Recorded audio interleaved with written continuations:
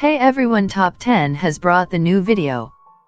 In this video we show you how to summon demon. Is that spooky? If you are first time on channel, don't forget to subscribe our videos and click the notification bell for further updates. So let's get started with the list. Note 10. Bune. When you talk about summoning demons, what do you think most people are going to want?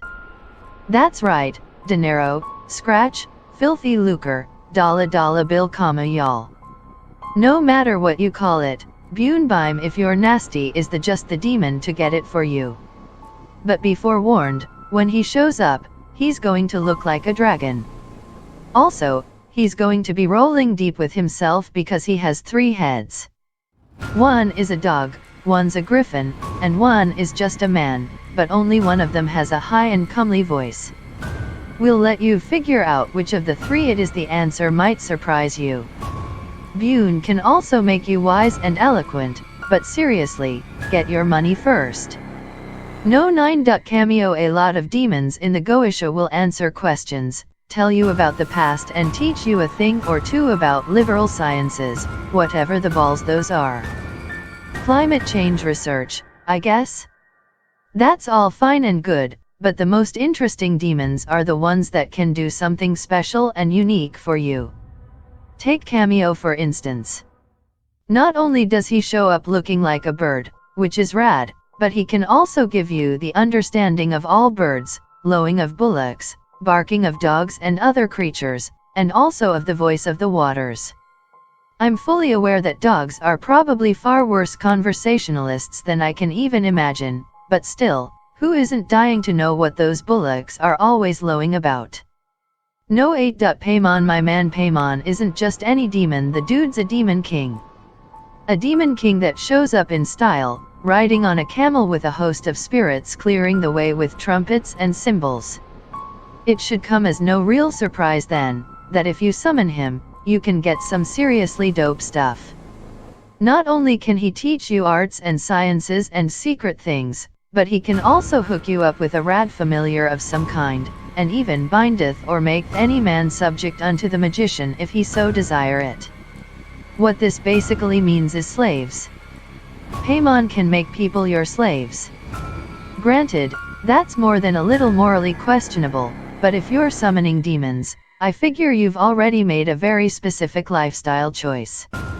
No 7. Zepar is another one of these very specific demons. While Paimon shows up with a full-on parade and can teach you pretty much anything, Zepar is much more humble, cloaked in red and wearing soldier's armor. He's not just a fighter though, he's also a lover, as his main thing is making women fall in love with men. That's not a totally unusual talent amongst the 72 demons of the Goetia, but Zepar takes things a step further. Not only will he make a woman fall in love with a man, but he also makes them barren, which is great because we're in the midst of a major population crisis anyway, and who do you think you are to make it even worse on account of your slavishness to primitive, lizard brain, biological impulses? No 6. Andromalius. You ever had something stolen? You wanted it back, right? But beyond just wanting it back, you also wanted to get the guy who stole it, didn't you? Yeah, I know you did. Summon up the big homie Andromalius and he can make that all happen for you, calling back all your stolen goods from whatever disreputable pawn shop they're currently sitting in, as well as the guy who swiped them in the first place. He's not just restricted to thieves though, as he can root out all kinds of nasty business and underhand dealing. But he doesn't just catch the jerks, no siree, Bob, he'll also punish them for you. Oh. And he can find treasure too. Neat. No 5. Forneus. The demon Marquis Forneus is all about chit-chat. That doesn't sound all that important or fun or useful at first, but pump the brakes and think for a minute. Forneus can make you totally rad at rhetoric, which is basically just the art of talking to people and getting them to think and do what you want. Plus, Forneus can also teach you tongues, which I'm just going to go ahead and decide means languages in this context. If you've got any kind of plans to be an international play person, you're going to need to speak the languages of the countries through which you plan on gallivanting. But the best part of Forneus? When you summon him, you get to take Spanish lessons from a giant sea monster. No Foras is a big strong dude and a president. So, basically he's Schwarzenegger in Demolition Man continuity. In other words, awesome. Plus, when you summon this presumably democratically elected demonic official, he can help you out with all sorts of kinda useful stuff, like learning the virtues of all herbs and precious stones.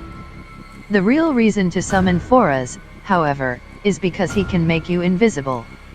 Just in the interest of full disclosure, some sources say Foras can make you invincible instead of invisible, but either way, pretty killer. Foras gets up in Andromalius lane a little bit, as he can also find treasures and lost stuff, but any demonic summoner worth their ritual dagger knows the value of some planned redundancies. No 3. Zagan all this demon summoning? All the chanting, all the drawing of circles, all the wielding of layman's?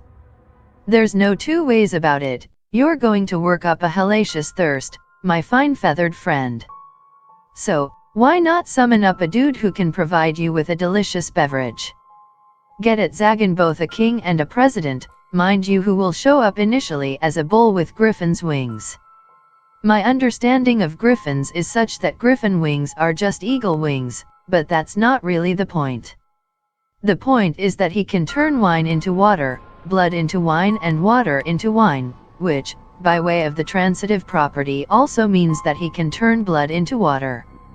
No word on whether he can turn anything into blood, but honestly, why would you want to turn water or wine into blood anyway? It's grim, man. No 2. Gaap has the umlaut on his name, so he's already got that kinda outlaw biker, heavy metal vibe, which really works for us here at geek.com. Just look at him, it looks like he belongs on the cover of a Motorhead album. What's not to like? Gaap is really good for stealing a familiar from another magician. It doesn't come up a lot these days, but when it does, you'll be glad you know Gaap. But Gaap's real value comes from his ability to speedily carry people from one kingdom to another, at the will and pleasure of the exorcist. If you're serious about getting this international playperson thing up and running, getting carried around by a big demon monster is way better than counting frequent flyer miles. No 1. Osos is another president, which starts to make me somewhat dubious of the demon world's political structure. But that's neither here nor there, because Os is a demon whose skills you are definitely going to want to avail yourself of.